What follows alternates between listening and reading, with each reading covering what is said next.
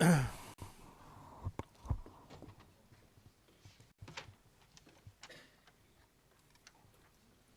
morning. Le président, bonjour. Bonjour à nouveau, Monsieur Mango. Je redonne immédiatement la parole au au bureau du Conseil de la Défense pour Monsieur Gbagbo, qui va continuer à vous poser ses questions. Alors, Monsieur Mangou, nous reprenons. Et nous en étions à cette offensive de mars, n'est-ce pas? Et au moment où l'armée du Nord atteint Abidjan. Alors, si j'ai bien compris ce que vous nous dites, et je vais vous demander de clarifier cela pour nous tous ici, le gros de l'armée du Nord atteint Abidjan à la toute fin du mois de mars. Est-ce que c'est ça? C'est bien ça, maître. D'accord. Est-ce que cette armée se met alors, une fois arrivée à Abidjan, à attaquer les positions de l'armée gouvernementale ou des FDS en général? Je ne saurais vous le dire, j'étais à l'ambassade.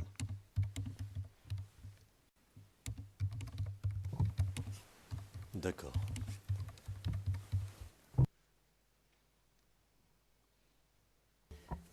Sorry, your microphone was on. Monsieur McDonald, excusez-moi, votre microphone n'était pas éteint, Monsieur le Président. J'étais en train d'indiquer. Le Président, oui, non, mais je l'ai entendu moi-même, donc je l'ai éteint. Alors, monsieur, maintenant nous allons revenir un tout petit peu en arrière.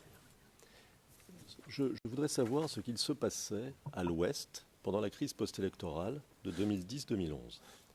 Est-ce que vous pouvez nous dire, de manière synthétique bien sûr, quelle était la situation à l'Ouest du pays après le second tour des élections présidentielles de 2010?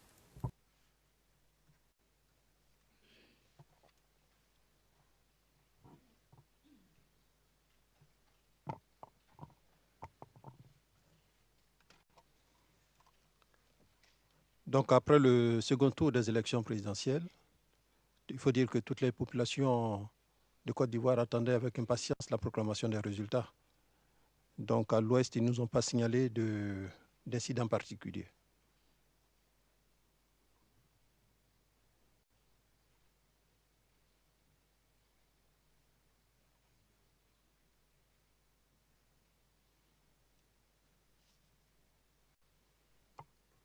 D'accord.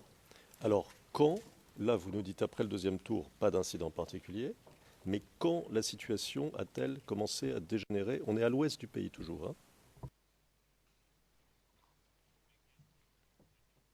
Je crois que c'est à l'issue de la proclamation des résultats que la situation a commencé un peu à dégénérer. D'accord. Alors, j'aimerais vous montrer un document dont les références sont CIV OTP 0071 06 42. C'est le 811 sur la liste de l'accusation de la défense. Et c'est un document classé confidentiel, mais dont nous pensons, Monsieur le Président, qu'il pourrait être public, comme les documents précédents. Et je vois mon contradicteur de l'accusation qui accepte la reclassification en public. Et nous disposons d'une copie papier pour le témoin.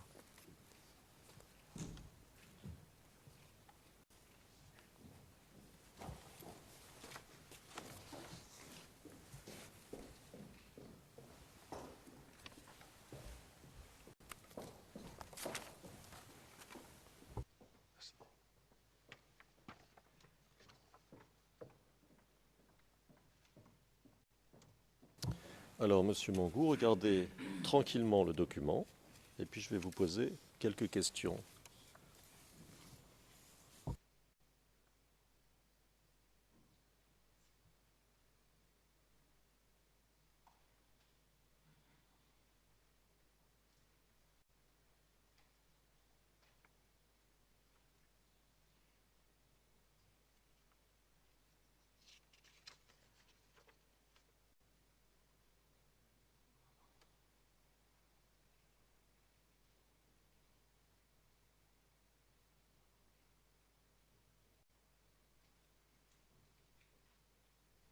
Alors, vous l'avez vu?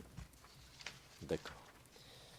Alors, ce document est construit sur le même modèle que les documents précédents que je vous ai montrés. Un message du chef d'état-major des armées adressé au ministère de la Défense et les mêmes entités ou institutions en copie sur lesquelles nous ne revenons pas. Ma première question, est-ce que vous reconnaissez ce document? Oui, maître, je le reconnais. D'accord. Alors,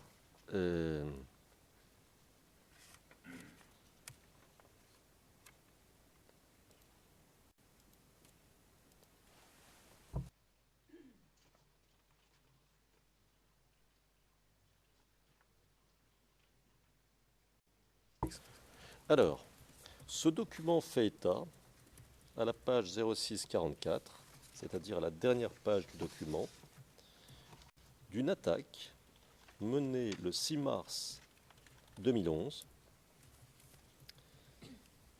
aux environs de Tout-le-Pleu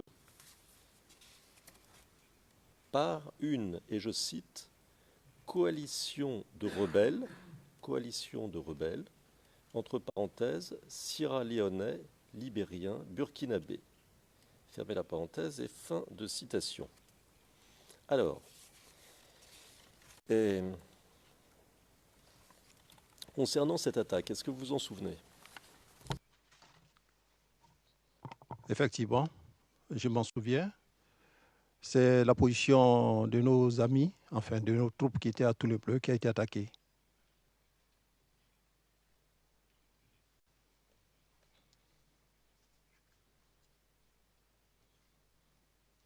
Est-ce que vous avez des informations sur d'autres attaques de ce type qui auraient été commises à l'ouest du pays à peu près à la même période? Indépendamment du cas de Bellevue et de Tout-le-Pleu signalé, Bellevue, il faut noter, c'est dans la région centre-ouest, à Daloa. Tout-le-Pleu, c'est à l'ouest. Indépendamment de ces localités signalées, je n'ai pas d'autres connaissances. D'accord. Alors,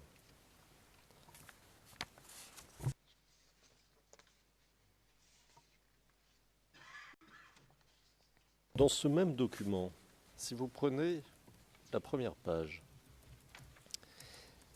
est-ce que vous voyez le primo? Oui. Alors, est-ce que vous parvenez à lire ce qu'il y a marqué? Oui. Alors, je vais le dire pour le compte-rendu, et vous m'arrêtez si je me trompe. Donc, je vais citer le primo, je cite groupement centre-ouest, ce jour 6 mars 2011, Alpha 4 heures, début de l'opération baptisée Aube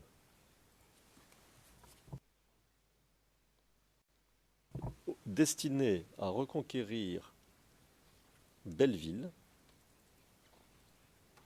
Et là, monsieur, j'ai du mal à lire ce qu'il y a entre parenthèses. Est-ce que vous pouvez nous aider? Ah, au nord-ouest de Daloa, est-ce que c'est ça? C'est bien ça. D'accord. Alors, vous voyez, ma question, c'est que là, on n'est plus vraiment à l'ouest. Donc est-ce qu'à ce moment-là, le 6 mars, il n'y avait-il pas déjà une partie du pays, notamment à l'ouest, mais pas seulement, qui était occupée par les forces du Nord? Ou, pardon, je vais peut-être préciser, qui était au moins attaquée par les forces du Nord? Alors, ici, Bellevue, c'est une de nos localités, hein. Elles appartiennent bien aux forces de défense et de sécurité. Il faut dire qu'à un moment donné, l'ennemi y a mis pied. Et là, nous avons essayé de reconquérir Belleville. Mais quand nous sommes arrivés à Belleville, effectivement, il n'y avait pas d'ennemi. Donc, nous avons pu récupérer et sécuriser Belleville. Donc, au début mars, effectivement, comme souligné dans le message ici, à Tout-le-Pleu, il y a eu attaque. Il y a eu attaque et nos éléments qui repliaient en direction de disons, de Diokwe, arrivés dans un village, ont été pris à partie par la population et la population a retiré leurs armes. Donc, si l'accusation se souvient bien, elle avait dit qu'on avait remis les armes aux civils. Non, les armes n'ont pas été remises aux civils. C'était la population qui, face au repli de nos hommes, ne voyait pas comment la manœuvre s'effectuait, donc qui a récupéré ses armes. Et nous sommes passés par les cadres de tout le pleu. On a réglé le problème et ils ont pu remettre les armes à nos hommes.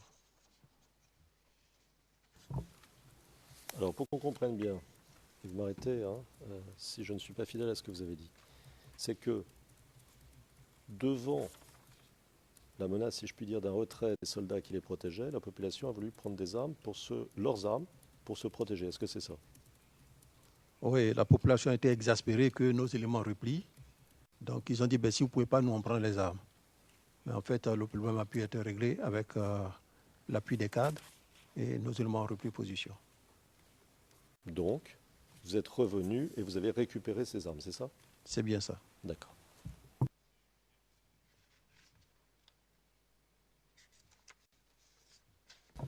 Alors, je passe à un autre point.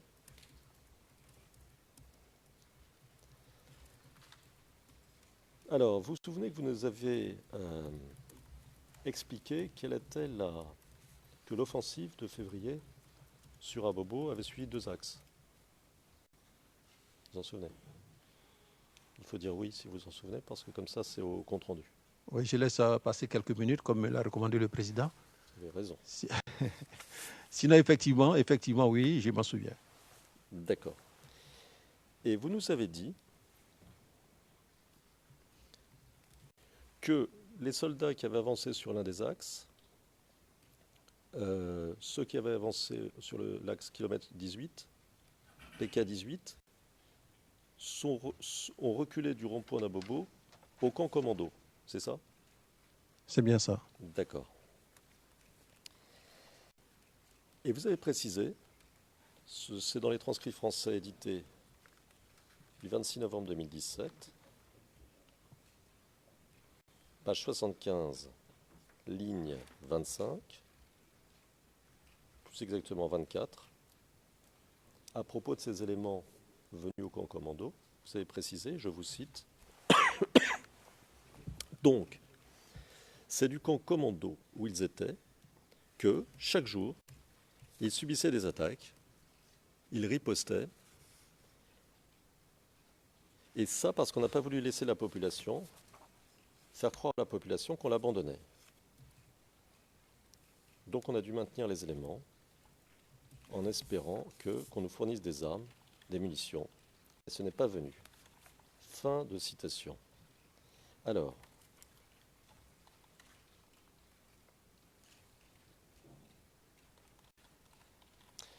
est-ce que vous pouvez nous en dire un peu plus sur les attaques que subissait le camp commando? Quel type d'attaque? Voilà, est-ce que vous pouvez nous en dire un peu plus?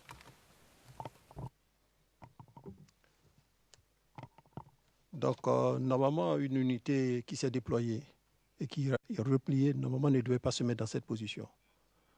Mais on l'a fait parce que, comme je l'ai souligné, nous n'avions plus d'armes, nous n'avions plus de munitions. Et pour ne pas laisser la population, faire croire à la population qu'on l'abandonnait, on était obligé de mettre nos éléments au camp commando. Donc, ils étaient dans une position où l'ennemi, chaque jour que Dieu faisait, l'attaquait. Par moment même, on a reçu des comptes rendus de nos hommes qui étaient sur le terrain, avoir essuyé des tirs de mortier. Donc, ils étaient attaqués à la calache, au RPG, et quelquefois, ils essuyaient des tirs de mortier. D'accord.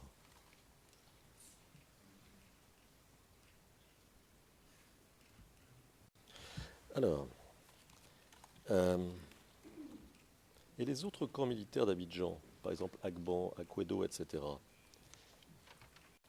ont-ils aussi subi des attaques? Et on parle là de la crise post-électorale, jusqu'en avril 2011. Est-ce qu'ils ont aussi subi des attaques? Il faut dire que quand nos éléments étaient à Bobo encore, aucun de ces camps n'avait subi d'attaque. C'est seulement, je crois, lorsque les éléments des forces républicaines sont arrivés à Abidjan, qu'Agban a subi des attaques.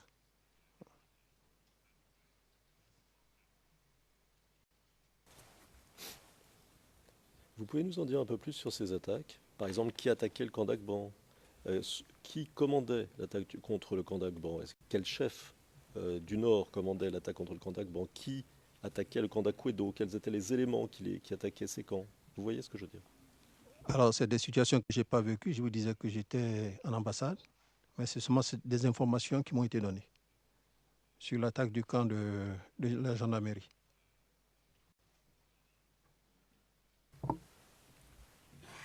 Et ces informations comportaient-elles le nom des chefs des attaquants et la composition de leurs troupes?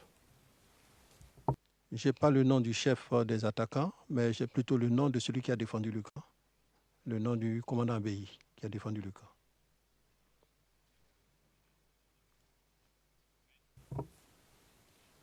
Donc vous ne savez pas qui, ou plutôt sous quel chef du Nord les attaques contre le camp d'Agban ont été menées, ni sous quel chef du Nord les attaques contre le camp d'Akwedo ont été menées? Non. D'accord. Ces mêmes camps militaires ont-ils subi des attaques, cette fois-ci entre 2002 et 2010? Oui. Entre 2002 et 2010, nous avons subi plusieurs attaques. Il y a eu l'attaque du camp d'Akwedo, le nouveau camp comme l'ancien camp, qui a été attaqué. Et puis après, bon, ça a été nos différentes positions qui ont été attaquées, mais ce n'était pas des camps, c'était plutôt des corridors. Il y a eu Noé qui a été attaqué. Il y a eu à Bouville qui a été attaqué. Il y a eu une tentative d'attaque au niveau d'Abangourou.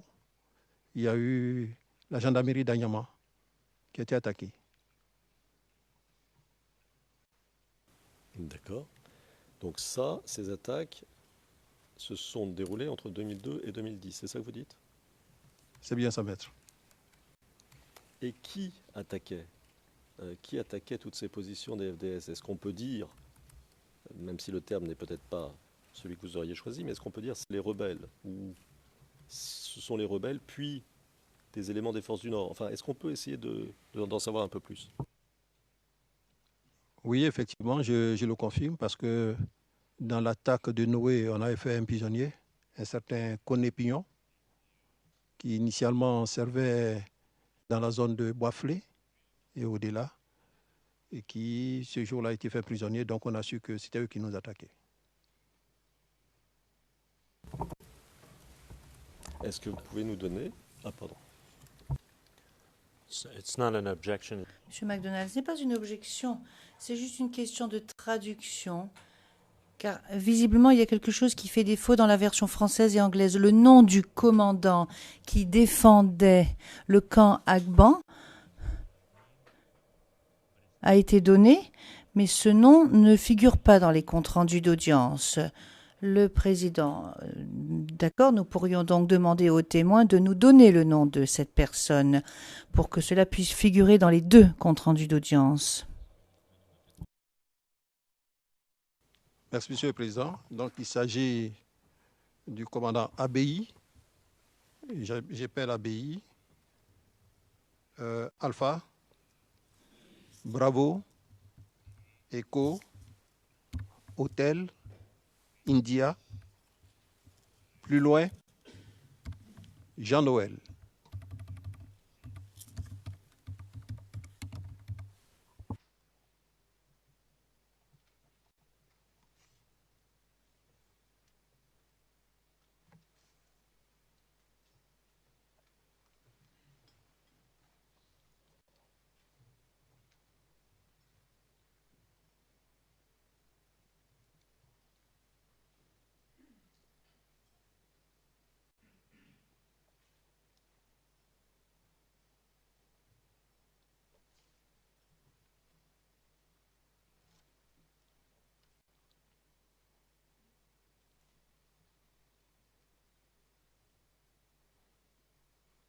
Merci, monsieur.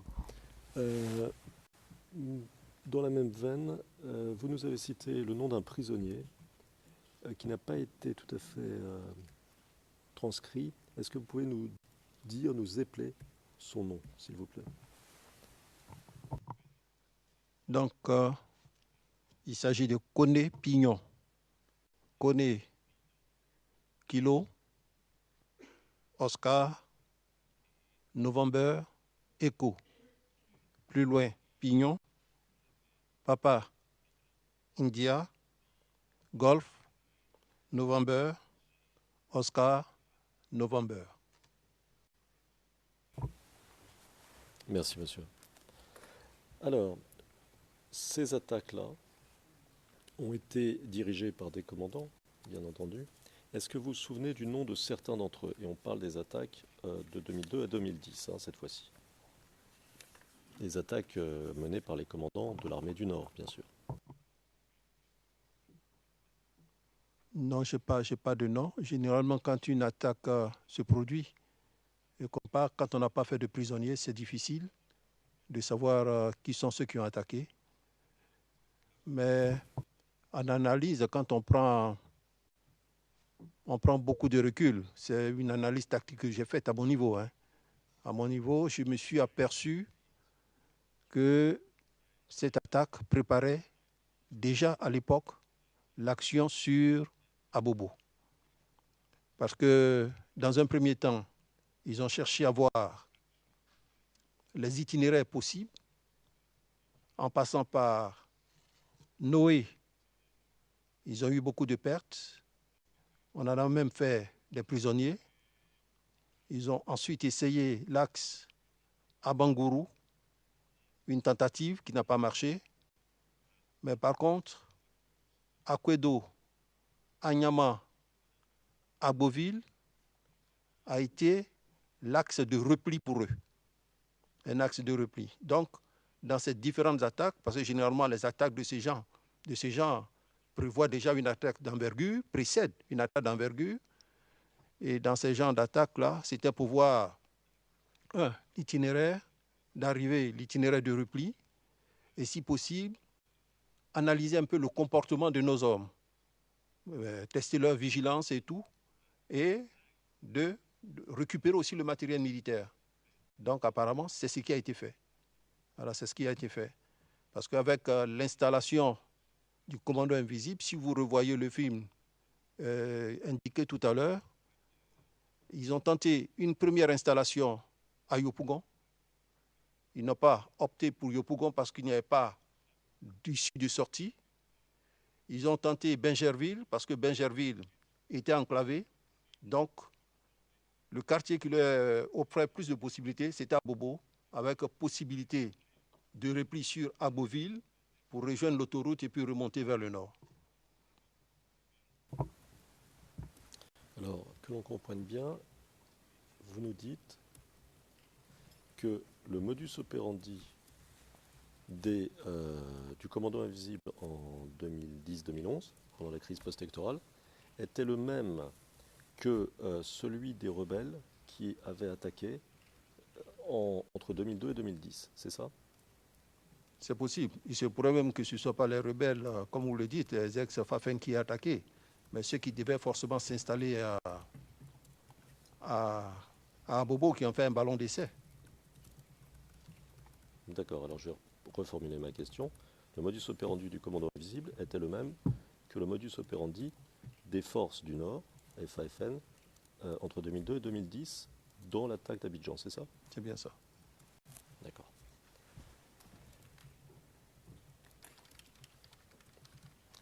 Alors, on va passer à un point un peu différent. Au cours de la crise post-électorale, 2010-2011, l'armée française a-t-elle attaqué l'armée gouvernementale ivoirienne?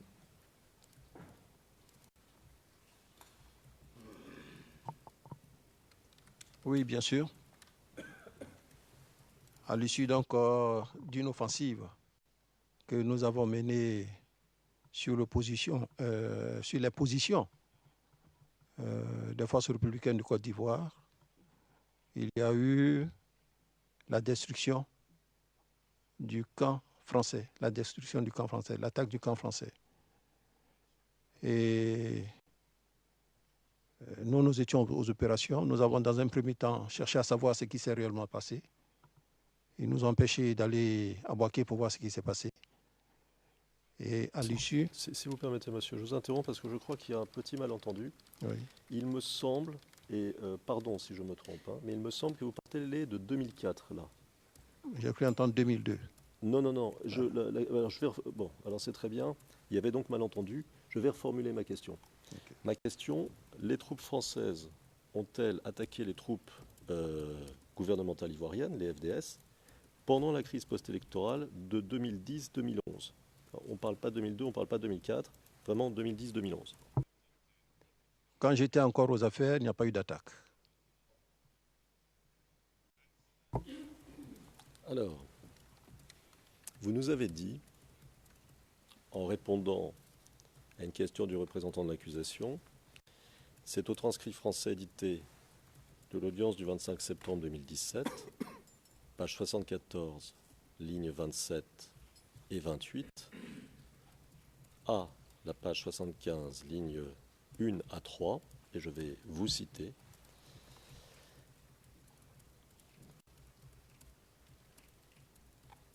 Je me tourne vers les interprètes. Regardez vous-même comment les forces impartiales sont intervenues dans Abidjan. Elles étaient requises, elles ont utilisé les chars. Je vous ai dit que je suis spécialiste des élans, des engins Saguet avec télémètre laser qui peuvent effectuer des tirs jusqu'à une distance de 2200 mètres pour le canon, à une distance de 1200 mètres pour la mitrailleuse. Elles ont même utilisé des missiles téléguidés. Fin de citation. Alors, contre qui ont été utilisés ces engins Saguet, ces élans, ces missiles dont vous parlez? Merci, maître, je me rappelle très bien. Je répondais donc à une question de l'accusation qui me demandait si on devait utiliser des mortiers, s'il était permis d'utiliser des mortiers en ville. Donc j'ai dit, mais voyez comment les autres sont intervenus, parce que quand une armée est requise, elle intervient avec tous ses moyens. Alors parlant des engins, des élans, c'était plutôt contre la population, les tirs effectués à l'hôtel Ivoire contre la population, c'est avec des chars qui ont tiré, les mitrailleuses des chars qui ont tiré. Donc je me référais à ça. Et puis les bombardements qu'il y a eu lieu dans Abidjan, c'était avec des missiles. Alors, je vais vous poser des questions parce que je crois que là, vous revenez à 2004. Donc, je vais vous poser des questions sur 2004. C'est pas un problème. Donc, vous avez dit à l'instant, les bombardements dans Abidjan, c'était avec des missiles.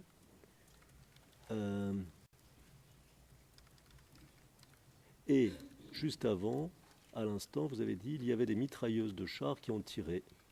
Voilà, alors vous avez dit deux choses. Alors, prenons-les par ordre. Mitrailleuses de chars, donc vous voulez dire français. Français. Qui ont tiré sur qui, sur quoi? Sur la population à partir de l'hôtel Ivoire, en 2004. Il y a eu des morts? Oui, il y a eu de nombreux morts. De nombreux morts, je dis, pour les besoins de l'enregistrement. Et ensuite, vous avez dit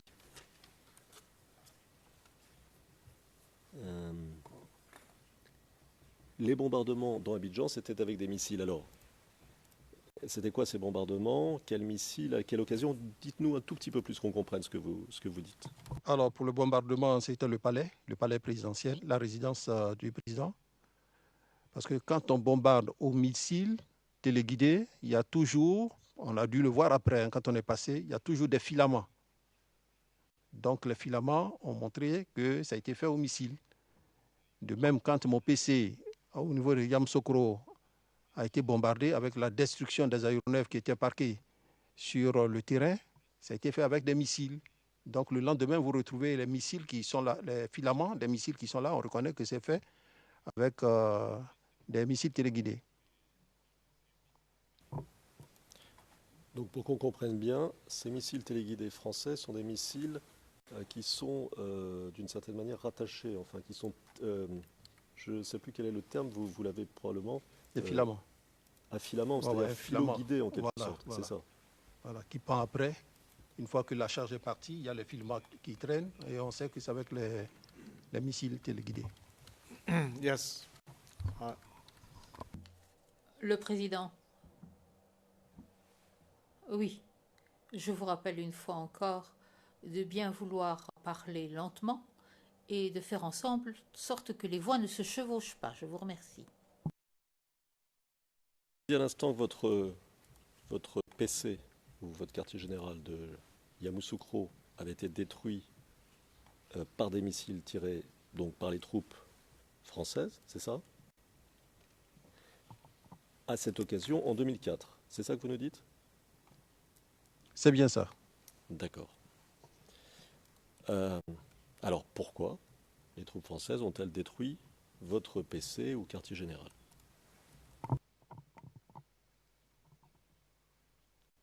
Donc ces troupes nous accusaient d'avoir bombardé leur PC au niveau de Boaké.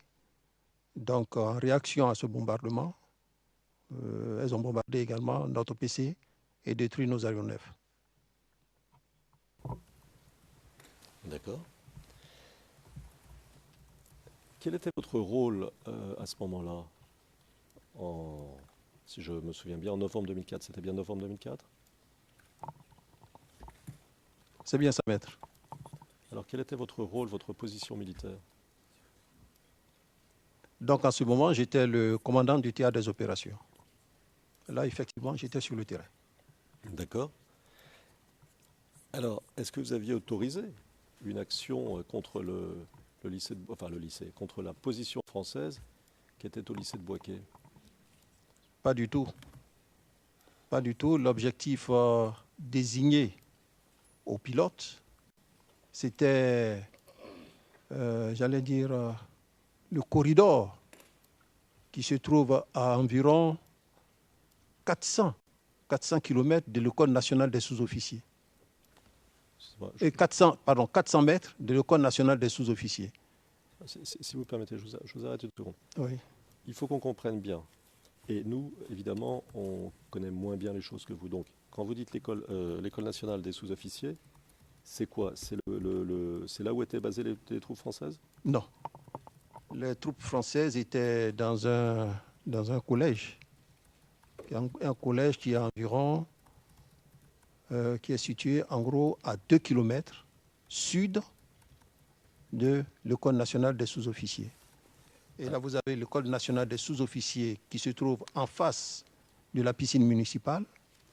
Et le corridor de cette école-là est en gros à 500 mètres de là. C'était l'objectif qui a été désigné, un objectif militaire. Alors,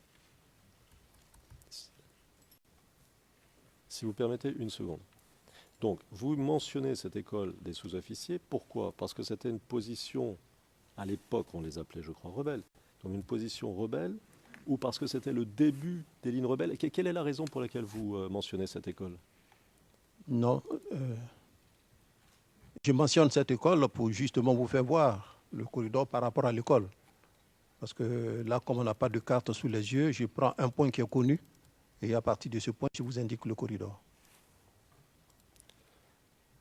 D'accord. Donc, l'objectif, c'était ce corridor, c'est ça? L'objectif, c'était ce corridor. Et qu'est-ce qui s'est passé? Bon. Au cours de la manœuvre, les instructions données aux pilotes, c'était ça, c'était cet objectif-là, bien précis, avec des coordonnées bien précises. Et ce qu'on nous a ramené, qu'on aurait bombardé par inadvertance le camp français. On a été très surpris parce que au camp français, il y a bien un drapeau, le drapeau français, donc qui marque même la présence de l'armée française, mais qu'en plus, dans les ordres de conduite que nous avons donnés à nos hommes, c'était de ne pas toucher aux forces impartiales, de ne pas s'en prendre à la population, et ça, tout le monde le savait. Donc, quand ils nous ont signalé qu'on a bombardé, on a voulu se rendre à Boaké pour voir par nous-mêmes comment ça a pu se produire. Ils nous ont empêchés. Ensuite, quand ils ont transporté les blessés à l'aéroport, par compassion et pour souhaiter un prompt rétablissement à nos frères d'armes, on a voulu aller à l'aéroport de Yamoussoukro pour les voir. Ils nous ont dit non. Le président Laurent Gbagbo a même demandé au commissaire du gouvernement de se rendre à Boaké pour en vue de mener des enquêtes. Ils ont refusé l'accès au commissaire du gouvernement. Donc on n'a pas pu avoir l'information précise, voir ce qui s'est réellement passé. D'accord. Mais en fonction des informations à votre disposition, qu'est-ce qui s'est passé? Qui ne sont peut-être pas complètes, si je comprends bien ce que vous dites, mais qu'est-ce qui s'est passé? Quelle est votre position là-dessus? Quelle était votre position, puisque vous aviez un rôle?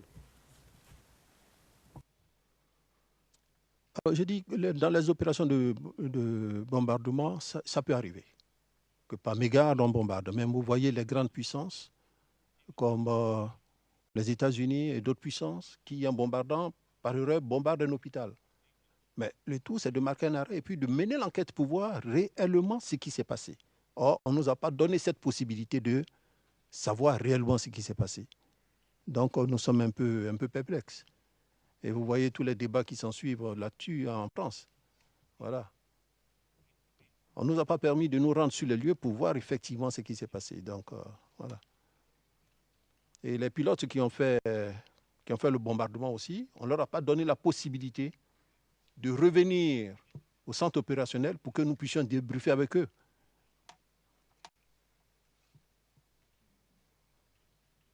D'accord. Donc vous n'avez pas eu l'occasion d'interroger les pilotes, c'est ça que vous dites? Non, on n'a pas. Pardon. On n'a pas eu l'occasion d'interroger les pilotes. Et pour qu'on comprenne bien, parce que les Français vous l'interdisaient, c'est ça? Non, pas que les Français nous l'interdisaient. Le temps même de prendre contact avec nos pilotes, le Mi-24 qui s'était rendu à Sakassou pour une mission, dès qu'elle est rentrée, elle a été prise à partir de l'aéroport. Donc ce Mi-24 a été détruit à partir de l'aéroport. Et à 19h, au moment où nous aussi on s'attendait à recevoir nos pilotes, à 19h, le bombardement du PC a commencé. Donc on n'a pas pu recevoir les pilotes qui, de Yamoussoukro, ont rejoint Abidjan. Voilà, c'est vraiment ce qui s'est passé. Alors, prise à partie par qui, monsieur?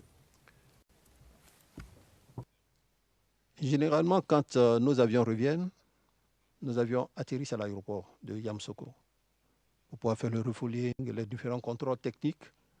Mais stationné à l'aéroport de Yamoussoukro, un détachement de l'ICON, un détachement qui était basé là et qui avait pour mission aussi de veiller sur les aéronefs de l'ICON. Donc c'est ceux-là qui ont tiré sur nos hélicoptères.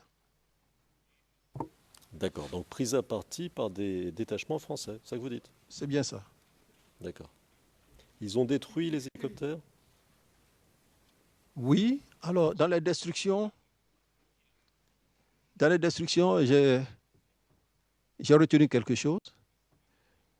Tous les hélicos Mi-24 et Puma qui étaient parqués sur le terrain d'atterrissage de Yamoussoukro, qui est juste mon bureau, de nuit, ont été tous détruits. Tous détruits.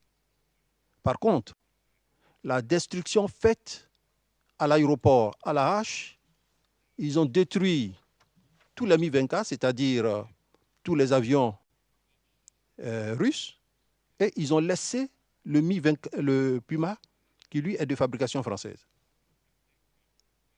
Voilà. Donc tout ce qui est russe, ça a été détruit. Le Puma français, ils l'ont laissé. À Yamoussoukro, il y avait aussi le Puma, un hélico français.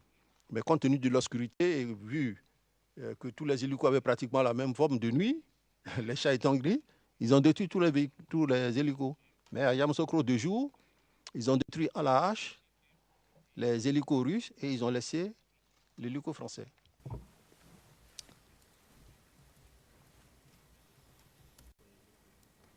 Quand vous dites « ils », vous parlez des soldats français, c'est ça? C'est bien ça. D'accord. Et vous dites que le soir, vous avez été bombardé, c'est ça? Attendez. C'est ça?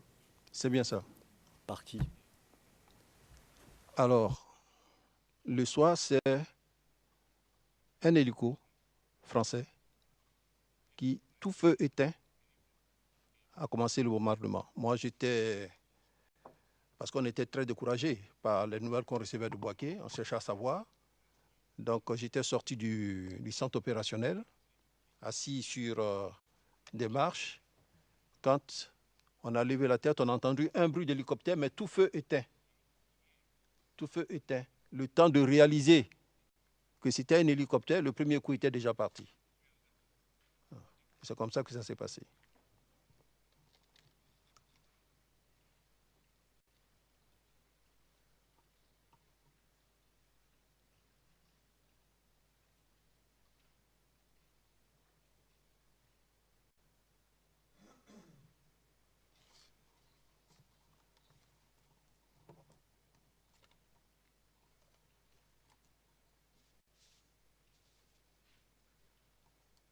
D'accord. Alors, donc ensuite, c'est là qu'a eu, qu'a eu lieu le bombardement. D'abord, le mitraillage de la population à l'hôtel Ivoire, c'est ça que vous nous dites. Je vais vous demander quand et dans quelles circonstances. Puis, ou peut-être avant, donc je vais vous demander quand aussi, dans quelles circonstances, il y a eu ce bombardement au missile dont vous parliez. Est-ce que vous pouvez nous dire comment les événements se sont, très rapidement, hein, comment les événements se sont déroulés? Il y a d'abord eu quoi? L'hôtel Ivoire, les missiles, qu'est-ce qui s'est passé? Il y a eu d'abord le bombardement de mon PC. Ensuite, quand les jeunes ont appris que le PC a été bombardé, nos aéronefs détruits, ils ont commencé à manifester à Abidjan. Et l'icône s'était retrouvée à l'Ivoire. Donc, les jeunes sont partis là-bas. Et c'est là qu'on a tiré sur eux. Pendant que d'autres jeunes se rendaient au 43e, Alors, ils ont... si vous permettez, monsieur, pour qu'on comprenne. Your Honors. Monsieur MacDonald, Madame, Messieurs, le président, Monsieur MacDonald, je voudrais faire la même objection que celle qui a été faite lorsque j'interrompais le témoin pendant sa réponse, quand bien même je l'ai fait après un exposé beaucoup plus long de la part du témoin. Je dirais que le témoin est en train de donner une réponse et qu'on l'interrompt pour lui demander des éclaircissements. Je le comprends, c'est important. Mais il faudrait lui donner la possibilité de donner une réponse complète. Le président, je dirais ce que j'ai déjà dit auparavant, et je le répète également aux témoins. Vous pouvez dire tout ce qui vous semble nécessaire. Personne ne peut vous interrompre. Mais bien entendu, le flux des questions dépend de celui qui pose ces questions. Mais s'il y a quelque chose que vous souhaitez dire, dites-le. Question. Vous venez de dire « on ». Alors, je n'ai plus la... Je vous demande une seconde.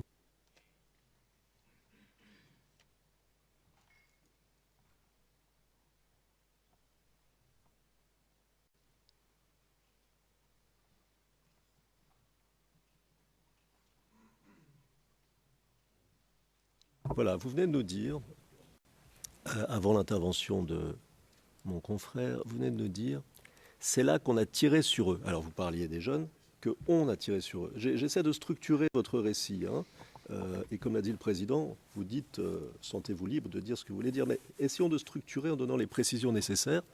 C'est qui on? C'est là qu'on a tiré sur eux.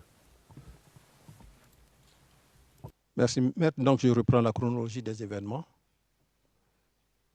Mon PC a été bombardé par un hélicoptère français. Les aéronefs sur le parking du PC ont tous été détruits par 2 hélicos qui tiraient et qui se succédaient l'un et l'autre. Quand il y a eu cet événement, les jeunes, la population révoltée, a voulu se rendre au 43e BIMA.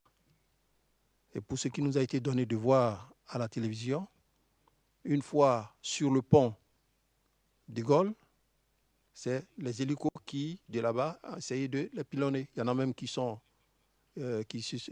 sauté dans la lagune. La même scène s'est produite à l'hôtel Ivoire, où des chars français ont tiré sur des jeunes Ivoiriens. À l'issue de ces 2 événements, les chars français ont pris position dans tout Abidjan. À l'Ivoire, à l'aéroport, nos hommes ne peuvent même pas aller à l'aéroport. Donc, la zone Koumassi, 43e BIMA a été coupée. Même sur l'axe de l'aéroport, ils avaient mis comment on appelle, des conteneurs pour empêcher toute circulation dans ce sens. Quand j'ai été nommé chef d'état-major des armées le 13 novembre. Donc, quand j'arrivais aux affaires, j'ai trouvé vraiment qu'Abidjan, rien ne circulait. Tout était fermé par les Français. Nommé, j'ai voulu donc reprendre les choses en main et j'ai décidé d'aller voir le général Poncé, qui à l'époque commandait les troupes françaises. J'avoue qu'après le bombardement de mon PC et les chars qui occupaient toute la ville pratiquement d'Abidjan, disons Abidjan Sud, hein, puisqu'Abidjan Nord quand même c'était un peu... les gens circulaient. J'étais parti le voir, j'étais très, très, très fâché. Donc je me suis dit que la rencontre allait être houleuse. Donc quand je suis allé, j'ai vu le général qui m'a dit: mon général, je sais que vous êtes un fils de pasteur. Avant que vous ne me donniez les raisons de votre visite ici, nous allons prier.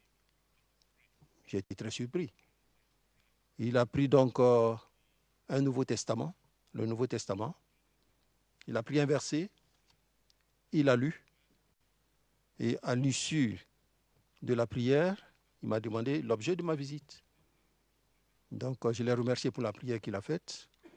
Et je lui ai dit que je venais d'être nommé chef d'état-major des armées, que mes hommes ne peuvent pas travailler parce qu'il y a des chars français un peu partout, et que je souhaiterais que ces chars regagnent leur caserne afin de nous permettre de travailler et de permettre à la population de circuler dans de bonnes conditions. Donc quand je lui ai dit ça, il m'a dit, bon, mais il m'a félicité pour ma nomination. À l'époque, j'étais colonel-major. Et il m'a dit, mon colonel, ça va se faire, mais je souhaiterais que vous puissiez assurer la sécurité des déplacements de nos hommes pour que les jeunes patriotes ne s'en prennent pas aux chars ou même que la population ne s'en prenne pas aux chars français. Donc je lui ai donné cette assurance et c'est ainsi que nous avons ensemble arrêté un plan d'évacuation et on a retiré progressivement les chars de la ville. Voilà comment ça s'est passé.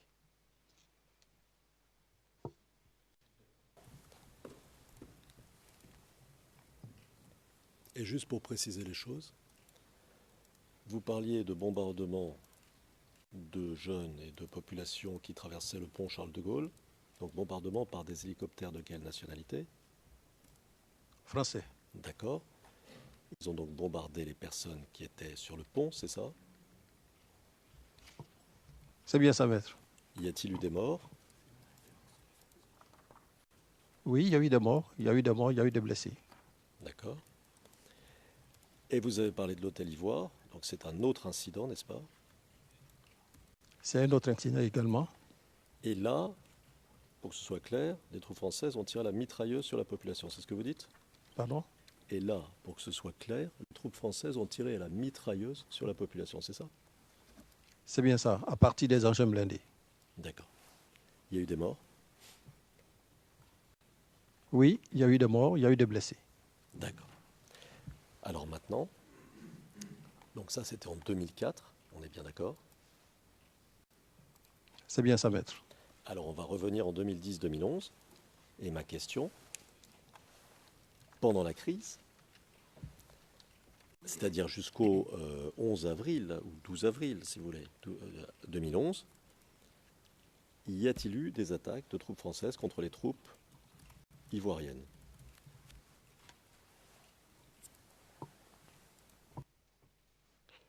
Alors, pour ces attaques, personnellement, je ne les ai pas vécues. Donc, c'est suite aux informations qui m'ont été données. Le camp d'Akwedo a été attaqué.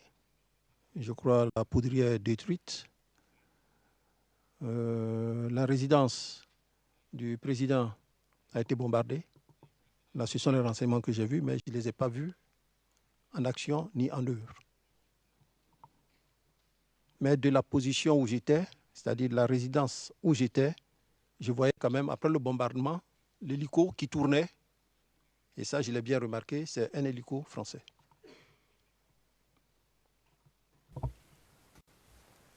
Qui tournaient et qui bombardaient, c'est ça que vous voulez dire? C'est bien ça, parce qu'il tournait et quand il repartait, comme on le savait, ce n'est pas le bruit. Voilà. D'accord.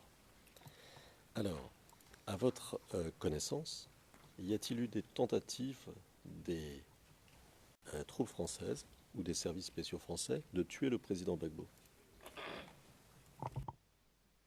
Je ne peux pas vous le dire. Je ne peux pas vous le dire. Ce n'est pas des situations que j'ai vécues personnellement.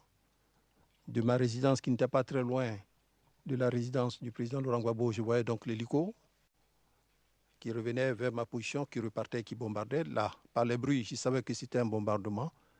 Mais je ne peux pas vous dire qu'il y avait des experts et autres là qui voulaient le tuer. Ça, je ne suis pas informé. D'accord. Alors, je vais vous lire un rapide extrait des transcrits français édités de l'audience du 26 septembre 2017, page 13, ligne 26 à 28 et page 14, ligne 1 à 8. Et vous répondez, vous expliquez aux représentants d'accusation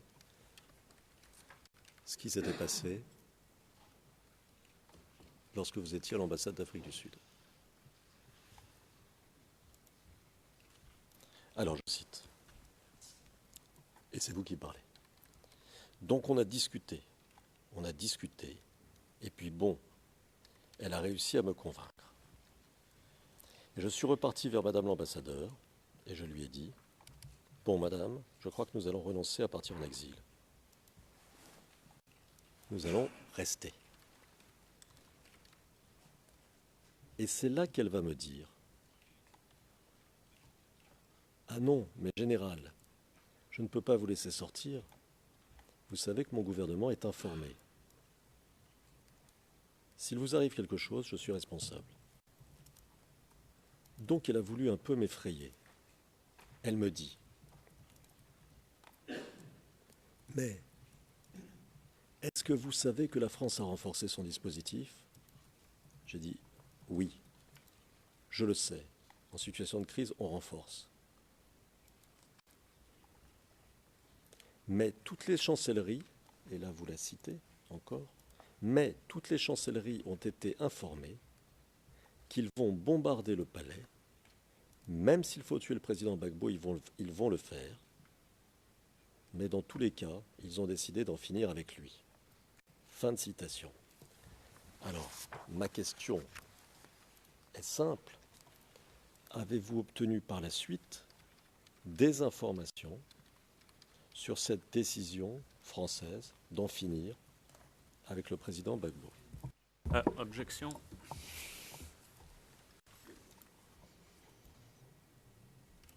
Mr. MacDonald? Le président, Monsieur MacDonald, sur ce point, Madame, Messieurs, je demanderai aux témoins, et je suis désolée d'interrompre cet interrogatoire, mais il faudrait que le témoin quitte la salle d'audience, car nous souhaitons nous adresser à la Chambre. Le président, je voudrais savoir ce que ceci vient faire dans le procès. Quelle est l'importance de ceci pour le procès? Je me pose la question depuis quelque temps déjà.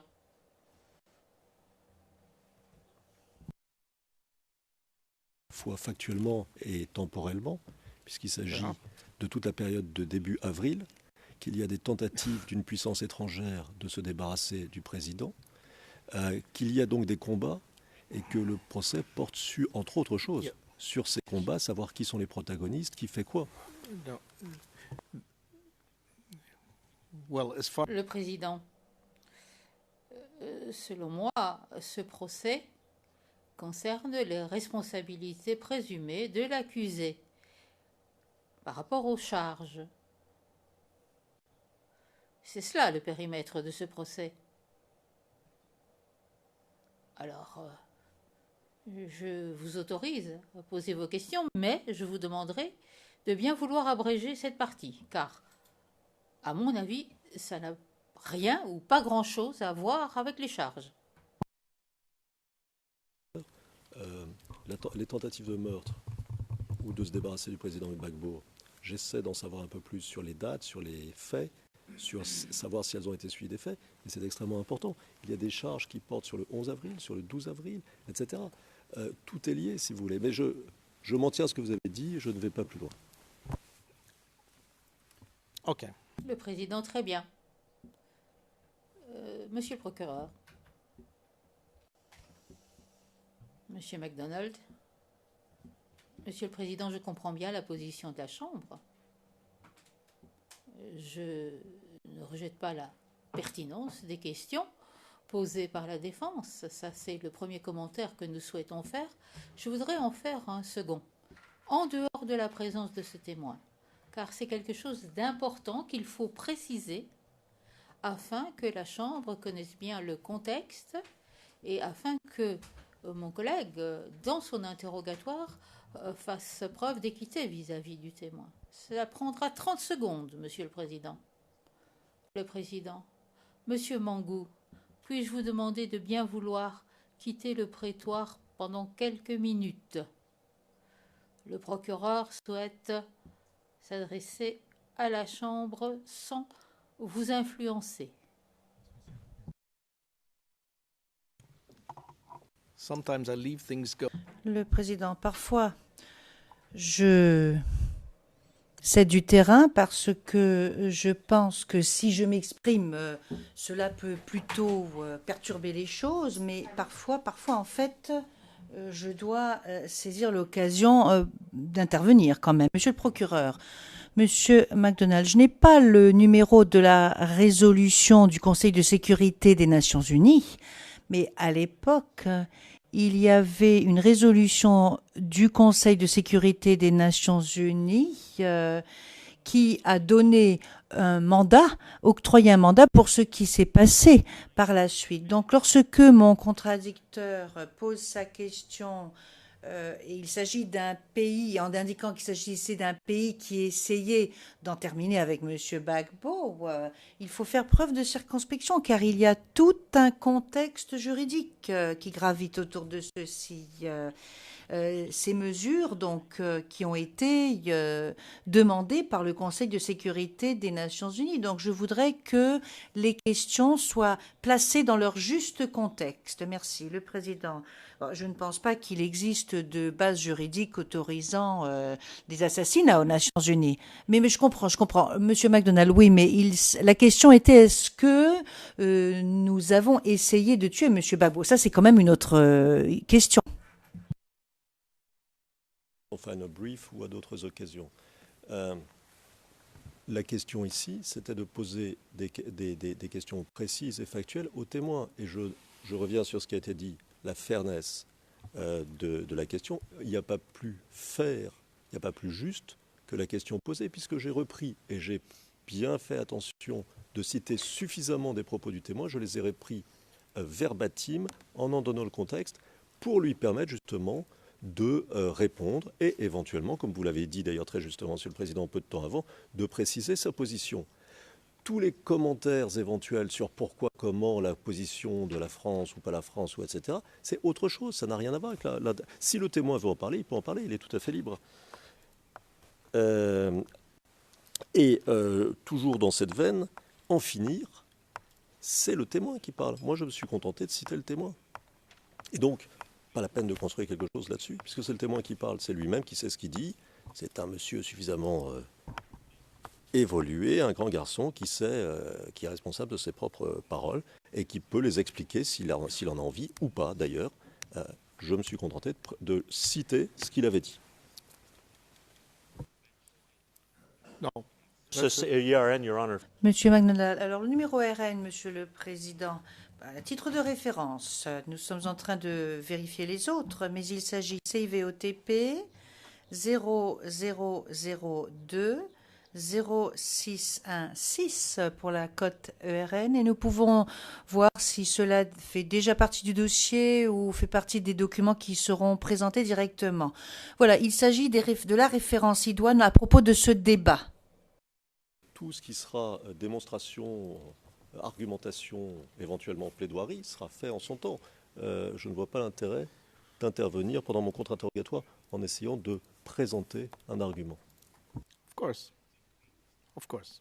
Le président, bien sûr, bien sûr. Bien.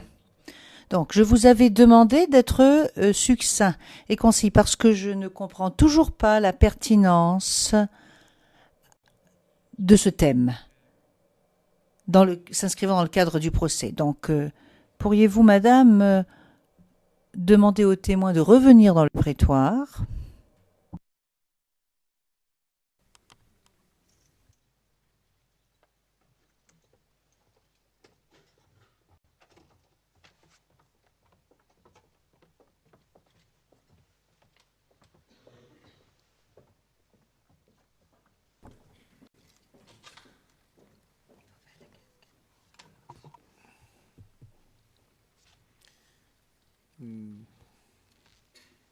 Mr. Mangoose. Le président, Monsieur Mangou, excusez-nous de cette interruption.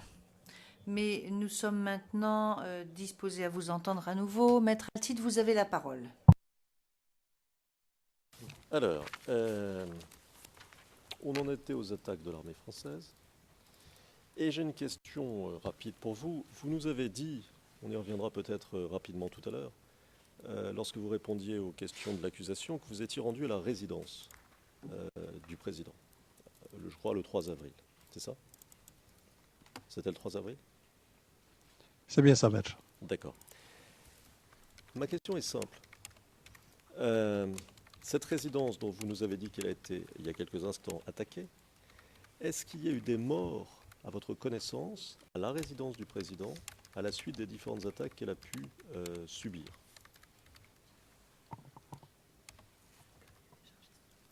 Ma visite à la résidence le 3 avril, à ma visite, il n'y avait pas d'attaque encore. Hein. La résidence n'était pas encore attaquée le 3 avril.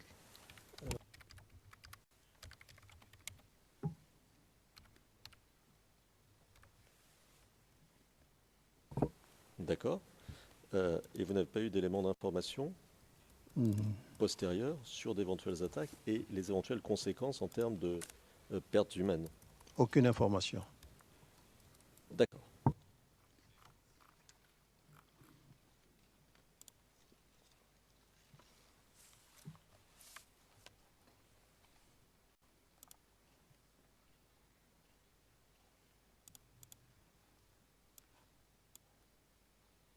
Je vous demande une seconde. Hein.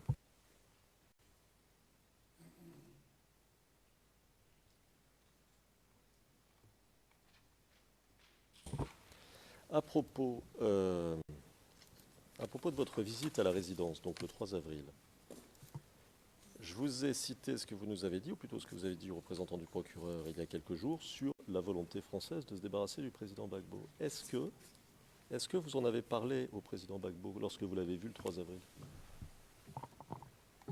Alors, je l'ai expliqué ici. Dès que j'ai eu cette information, il faut le dire, ça ne veut pas dire que j'ai eu des experts qui, comparativement à votre question tout à l'heure, que je connaissais des experts qui voulaient mettre fin à la vie du président Gbagbo. Non. J'ai dit que Madame l'ambassadeur a dit cela, peut-être pour me dissuader de ne pas sortir. Mais quand j'ai eu vent de cette information, la première des choses, je me suis dit qu'il fallait que j'aille rendre compte au président Laurent Gbagbo. Et j'ai expliqué ici aussi que je pensais le trouver tout seul avec tout ce qui se passait pour pouvoir parler au président calmement. Mais quand je suis arrivé, il y avait du monde dans la cour.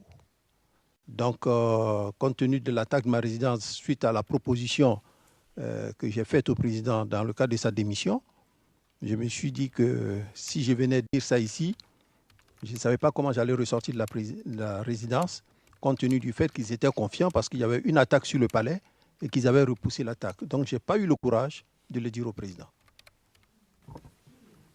D'accord. Alors, une attaque sur le palais menée par qui?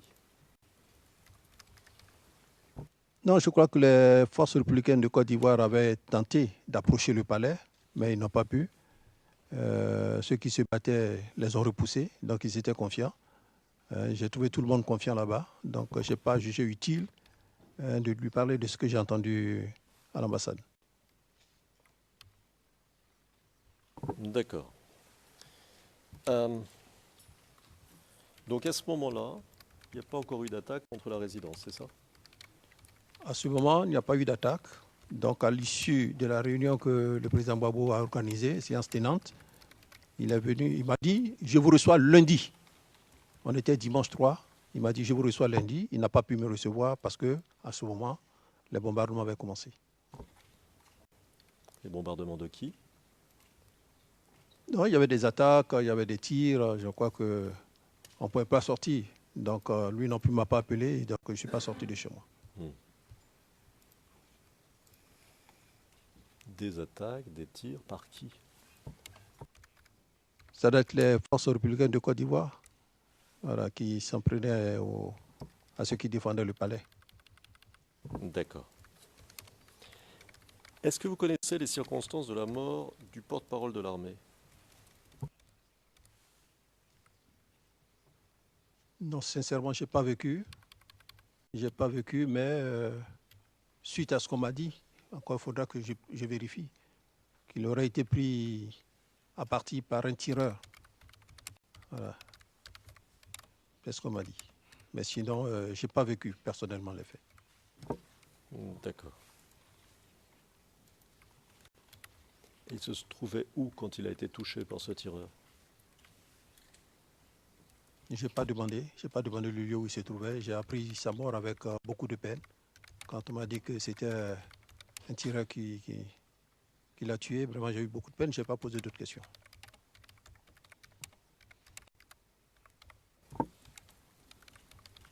Vous ignorez tout du lieu de sa mort? Je ne peux pas être affirmatif sur ce qu'on m'a dit sans que moi-même j'ai vérifié. Donc j'ignore tout du lieu de sa mort. Je sais qu'il a été tué, c'est tout. Et par qui, vous ne savez pas? Non, ça je ne sais pas. D'accord. Alors à propos du 3 avril, donc, vous nous avez expliqué, donc je vais vous demander de ne pas revenir sur ce que vous avez déjà dit, parce que c'était très clair. Vous nous avez expliqué que vous êtes arrivé à la résidence avec le général Dogbo, est-ce que c'est ça? C'est bien ça. Il m'avait été demandé si j'étais allé seul. J'ai dit seul parce que je n'étais pas accompagné des éléments de ma garde. Mais j'étais avec lui, j'ai demandé qu'il vienne. Il est venu et nous sommes partis dans un véhicule banalisé. D'accord. Alors, quand vous arrivez dans la zone de la résidence, voyez-vous des troupes du Nord ou des troupes françaises? Alors, quand j'arrive dans la zone de la résidence, vous voulez également parler du trajet, c'est ça?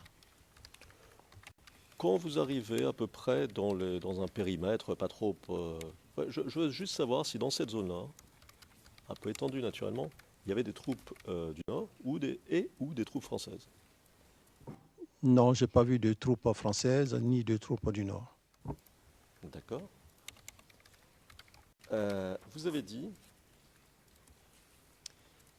qu'il y avait beaucoup de civils, notamment dans la cour de la résidence. C'est bien ça? C'est bien ça, maître. D'accord. À votre connaissance, ces civils-là, est-ce qu'ils avaient fait l'objet de tirs de la part de francs-tireurs, on dit en anglais snipers, placés autour de la résidence et notamment dans la résidence de l'ambassadeur de France? Quand je suis arrivé, tout est calme. Je voyais les civils marcher. Il y en a qui vaquaient à leurs occupations. Tout était calme.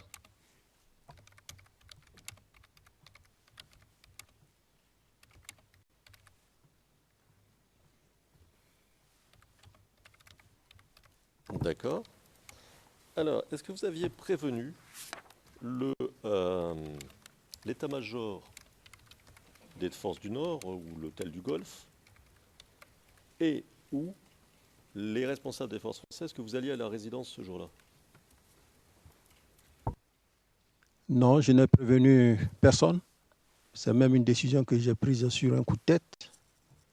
Et c'est quand je suis ressorti de là que je me suis dit, mon vieux, que je n'ai pas très bien réfléchi avant de m'y rendre. D'accord. Alors, vous sortez de la résidence et j'ai cru comprendre, mais confirmez-le moi s'il vous plaît, que vous rentrez chez vous après la résidence, c'est ça? Donc, après la résidence, je vais directement à la résidence de fonction. Pas à Yopougon, mais à Cocody. D'accord. Mais chez vous? Chez vous, la résidence de fonction, c'est ça? Oh, je n'habitais plus la résidence puisque j'avais déménagé, j'étais chez moi. Bon, Donc, je suis passé là-bas comme ça. Voilà. d'accord. Et vous prenez, mais alors, très rapidement, quel chemin pour aller là? De la résidence à Cocody, vous prenez quel chemin? Alors, maître, je ne sais pas si vous connaissez bien Abidjan. Vous avez la rue qui mène droit chez le président. Donc, je suis venu jusqu'au carrefour de l'Ivoire, là. J'ai longé la clôture. Il y a la clôture du lycée classique.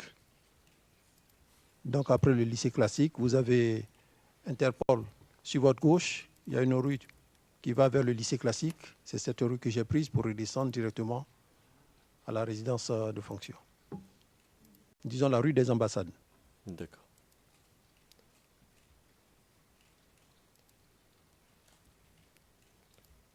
Alors,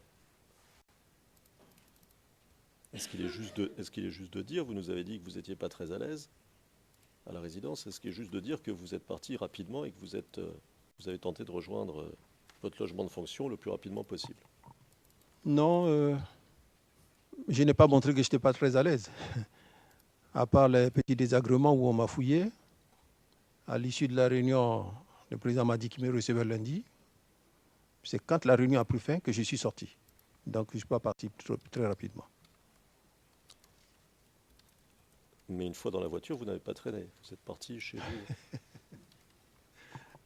Oui, une fois dans la voiture, bon, c'était pour me déposer à ma résidence, donc on est parti directement à la résidence de fonction.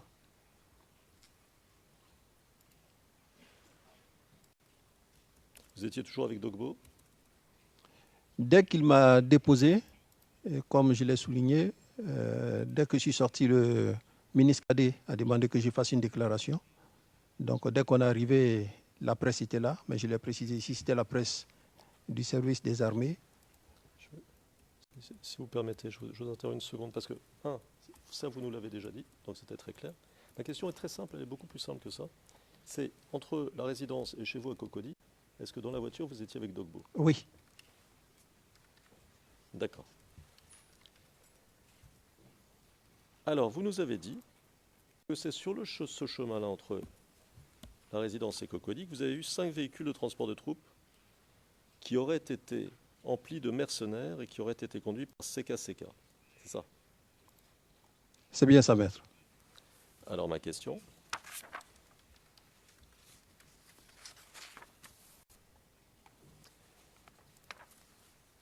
C'était quoi ces véhicules? C'était quel type de véhicule? Alors, il y avait des véhicules de transport de troupes, militaires et civils. Civils, avec des ridelles, des gens qui étaient sur les ridelles. Ce n'étaient pas des véhicules bâchés.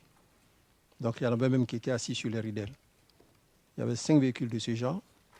CK était dans une Jeep une Jeep qui n'avait pas de bâche également. Donc, eux, ils partaient de la résidence vers la ville et nous, on allait à la résidence.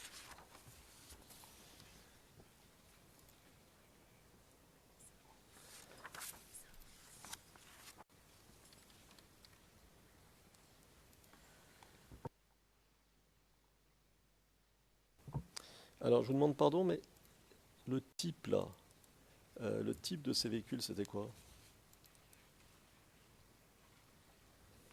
Vous voulez la marque, maître? Oui, mais c'est difficile de donner la marque.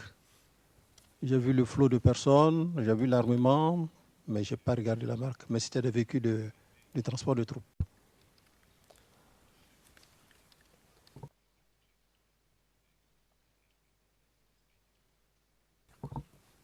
Alors, ces véhicules de transport de troupes appartenaient à quelle unité?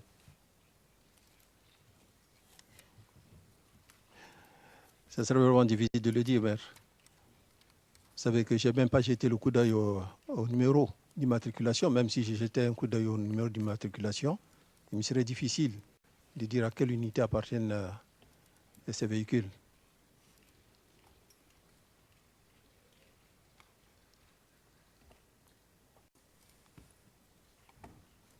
Avec les chars, on peut le faire aisément parce que les chars ont un baptême de nom. Mais les véhicules, bon, c'est difficile. Donc, votre position, c'est que vous reconnaissez ces CK. Vous avez parlé, interrogé par le représentant de l'accusation, du visage. Donc, vous avez le temps de voir les visages des gens, leur accoutrement. Mais tout ce qui concerne les véhicules, vous ne savez plus rien, c'est ça? Non, je n'ai pas vu le véhicule. Là. Je ne peux rien vous dire sur le véhicule. D'accord. Alors, monsieur, une question simple. Entre le 3 et le 9 avril, qu'est-ce que vous avez fait? Alors, le 3 et le 9 avril, là, j'étais chez moi, à Cocody, dans une résidence.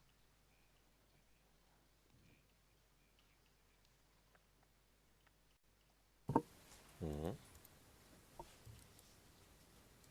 Et vous étiez en contact avec des responsables de l'hôtel du Golfe ou des responsables de l'armée du Nord?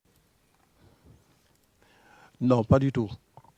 Pas du tout. Je l'avais signalé ici, j'avais demandé aux enfants, à mon épouse, de fermer leur portable. J'avais mon portable qui était ouvert. Et le premier contact que j'ai eu, c'est le contact avec Okuna.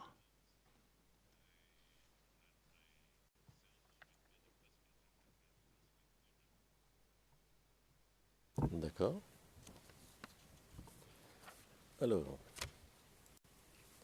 vous nous avez dit, et je me tourne vers l'interprète pour voir si tout va bien, vous nous avez dit être allé faire allégeance à Ouattara le 12 avril. C'est bien ça. Et vous nous avez dit que l'ONU est venu vous chercher. Plus précisément qu'un véhicule blindé de l'ONUCI est venu vous chercher. C'est bien ça? C'est bien ça. Alors ma question, pourquoi l'ONUCI est-elle venue vous chercher alors que, je crois me souvenir que vous avez dit que les autres officiers sont venus à l'hôtel du Golfe par leurs propres moyens? Non, c'est pas ce que j'ai dit. C'est pas ce que j'ai dit. Ils ont dû être transportés aussi par l'ONUCI. Je rectifiais ce qu'avait dit le capitaine Guébi, que les officiers s'étaient rassemblés chez moi à Abobo. Donc j'ai dit que je n'habitais pas à Abobo. Ce n'était pas ma résidence, il n'y a même pas eu de réunion, que chacun s'était rendu là-bas. Donc eux, je ne sais pas comment ils ont été transportés, ce n'est pas par leurs propres moyens qu'ils y étaient rendus.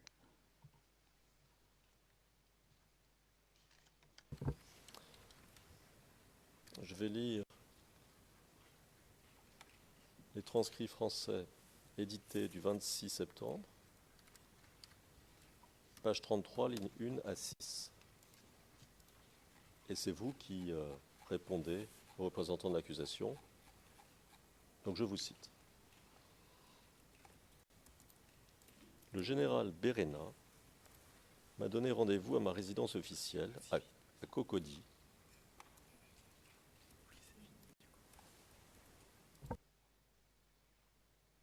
Et c'est de là qu'un véhicule blindé de l'ONUCI est venu me chercher.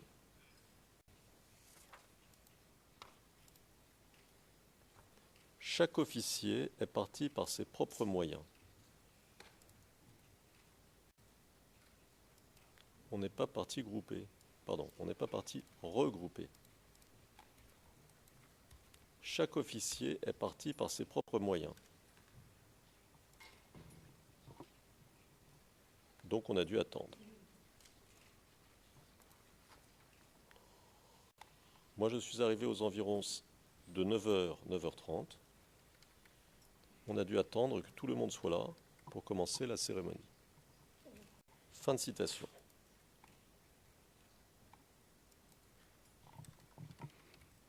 C'est bien ça. Peut-être c'est le thème propre moyen qui pose problème. Mais je voulais dire qu'on n'était pas groupés. Voilà. Donc ils ont peut-être dû être transportés aussi par l'ONUCI, mais je n'étais pas avec eux. Voilà ce que je voulais dire. D'accord. Alors ce véhicule de l'ONUCI qui vient vous chercher, il vient vous chercher où? Alors rendez-vous a donc été donné à ma résidence officielle. Parce que c'était cette résidence qu'ils connaissaient, ils ne savaient pas où j'étais à Cocody.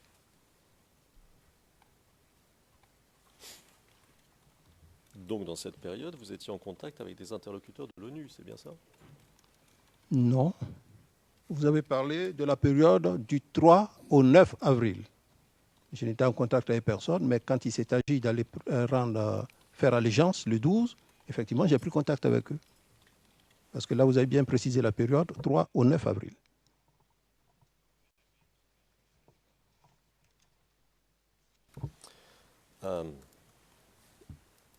Pour qu'on comprenne bien, pourquoi est-ce que c'est l'ONU qui transporte un officier général ivoirien qui va faire allégeance à un nouveau président ivoirien?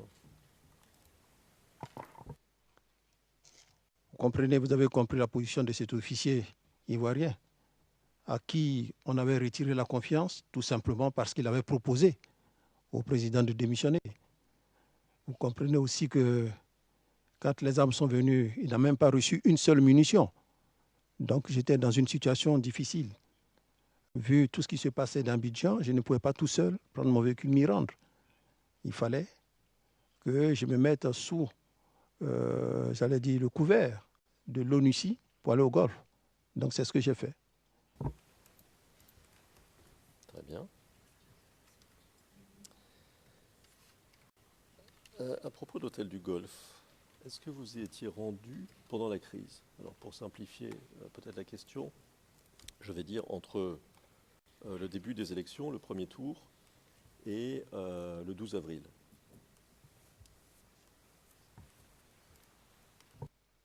Seulement le 12 avril.